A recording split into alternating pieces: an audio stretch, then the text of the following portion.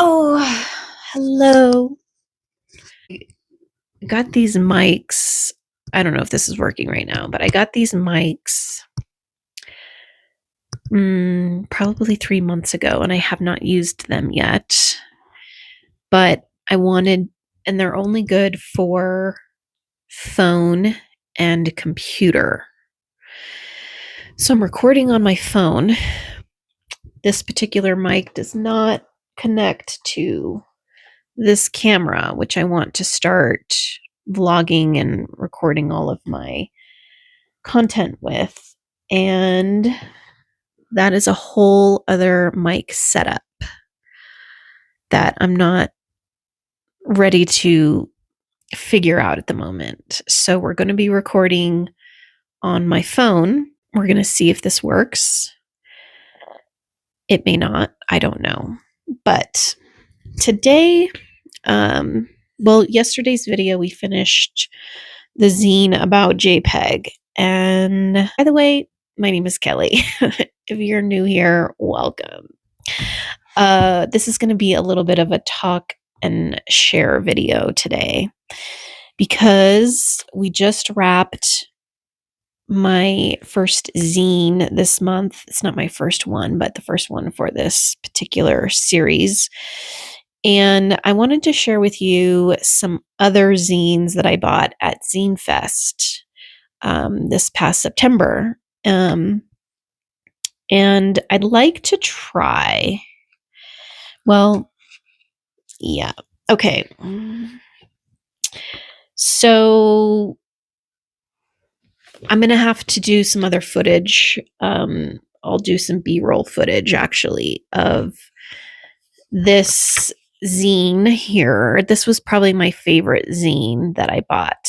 And this is the size I'm going to do next. But this was by Ivy Rose, and she was, I think, about in her early 20s. It was super cool. She had a variety of zines set up at her table, and she was promoting a different one, but I was kind of drawn to this one because it said a comic about my mom. And so I was intrigued by that. I was like, I'm interested in this one, so I got this one. And what I loved about this zine, her mom passed away, and I think 9 years ago. But and I'm going to zoom in on this. I'm going to do B-roll, but so she's got some nice illustrations in here. It's all handwritten story. She has a picture of her, like a Polaroid of her mom in it. And one of the things that really was kind of just this coincidental thing is that her mom was a waitress at this restaurant called Mel's Diner in California. And I've been to Mel's Diner. In fact, Mel's Diner is the last place I took my mom to for lunch before she died. So I thought that was a very interesting, I don't know, connection thing. I messaged Ivy on Instagram, but I said, oh my goodness, I just shared the story that I really enjoyed her zine, and the story that she told about her mom working at Mel's Diner. That's how her parents met. Her bio dad was a customer at Mel's, and so that's how that whole thing happened. But I don't think her parents are still, like, her bio dad is in her life as far as I know. But anyway, so I just loved the story. I loved the illustrations in it. And this zine is definitely inspiring my zine about scoliosis that I'm going to do. And this is also like printed on kind of like a soft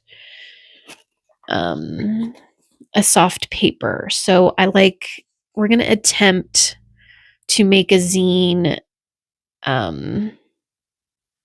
that's more printer friendly. Like the last zine I made, not so much. Like I did use a little bit of tape to kind of glue some areas down. And I think the type of glue you use matters. So if you don't want like a bunch of creases in anything that you layer onto the paper, there's a special kind of glue that doesn't do that. So I need to kind of research a little bit about glue. But as we prepare, anyway, I'm getting sidetracked. So I really loved this zine about Ivy's mom. I have another one called Dear You, for that one friend who's drifting away. And I enjoyed the story behind this one as well. Someone Who Isn't Me, a fanzine by Elena Ramirez. Also just super inspired by the different text and drawings in there, the layers of paper and graphics used. So yeah, I just am getting a lot of good ideas and inspiration for how I want to kind of do my next zine. This is another thing you can do with these like smaller zines, is they can fold out into being like a larger picture. They call it like a poster inside type thing. This one, I know that, so you make it from like this spread, and you kind of have to label which page is which, so that when you do fold it, everything kind of shows up as you want it to. So this is another thing I'd like to try with the zines. Let's see, In Memory. This is by Michael Fuente. But again, I liked the